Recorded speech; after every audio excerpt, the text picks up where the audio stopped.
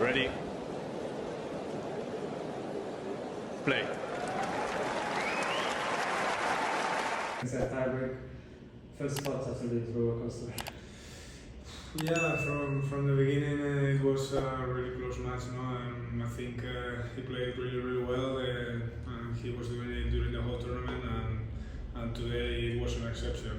He made really good shots. He was playing mentally really well, and yeah, it was just small details. As you said, these 3 match points. I played so aggressive, I think, in all of them, and I could win it. And then in the third set, it was a little bit, I will not say easier, but I could get that break on the 2-all, and then it was a little bit different. The balls get smaller, and I could hit a little bit harder, and it was a different story. But yeah, every time in the match, it was really close, and congratulate him for the tournament. And yeah, keep going for tomorrow's semi-finals. What goes through your mind when you said the first one, then the second, then the third, and you take the first set one? Well, I think in that moment I don't think like I'm saving much points. I'm just thinking like keep going, keep doing it in the way that you're doing it.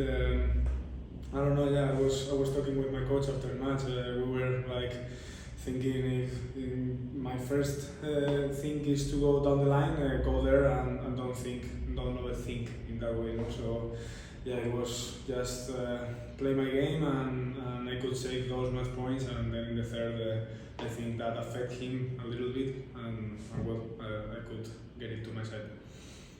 Your opponent actually, after the second match point save, which was a winner down the line, as you just said, he actually said it's so lucky. Do you think there was any luck involved in the way you saved those match points? Well, sometimes when we are in that close moments of the match, we say things that maybe it's because, I don't know, because we are a little bit mad with ourselves or maybe with the opponent, I don't know, but well, maybe it can be lucky, maybe not.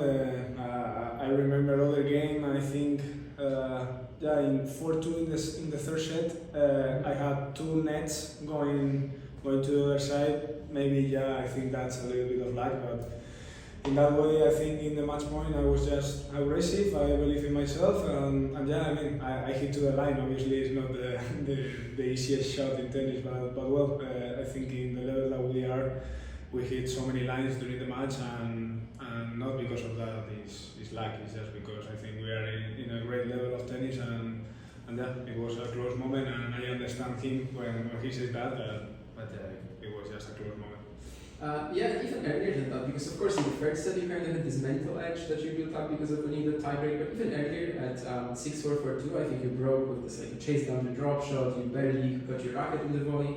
Do you think like after that he was already maybe a little bit more like dialed down in terms of his aggression, because he started so aggressively on serve, but after that maybe I think after that break when you pegged him back for the first time, I think that was maybe when the things started changing already. Yeah, maybe in that moment the things changed a little bit, but as I said, he was until the last moment playing really well in the last game. It was really tough as well. I had so many times going to the net, and he was hitting great passing shots and stuff. In the last point, I could make it, but yeah, I mean, in some moments I was thinking that maybe now he's going down. He's not that kind of aggressive, but he was playing really well during the whole match, in my opinion. And yeah, as I said, congratulate him, because I know him since futures in Spain, like since 2 years, and I'm seeing him growing up really good, and yeah, I'm so happy for it, because his coach is Spanish as well, so yeah, just congratulate him for the week and keep going. Well, I'd like to ask you about, obviously with the Olympics, Alcaraz is into the final. As a Spanish, what does it mean for you to see him fight for gold? That's amazing. I think I saw on Instagram now that he won Musetti, so he's in the final, and we have a medal for sure. And I mean that's amazing. Carlos is making an unbelievable season, and since the beginning of his career, we could see that it's going to be an amazing player. Of course, well, he is now already. But yeah, we are really proud for him, and it's really nice to have this kind of unbelievable players like Nadal on the Spanish flag. Do you know Carlos at all? Not so much because he's quite younger than me. He's 3 years old less. But I played him in the beginning of his career, our careers I would say, in 25k in Spain, and he destroyed me really bad. it was crazy how he handled the situations when he was 15 years old, I think. And yeah, I don't know much him, but we have like friends between each other in common. And everybody talks nice about him, so I would say he's a nice guy.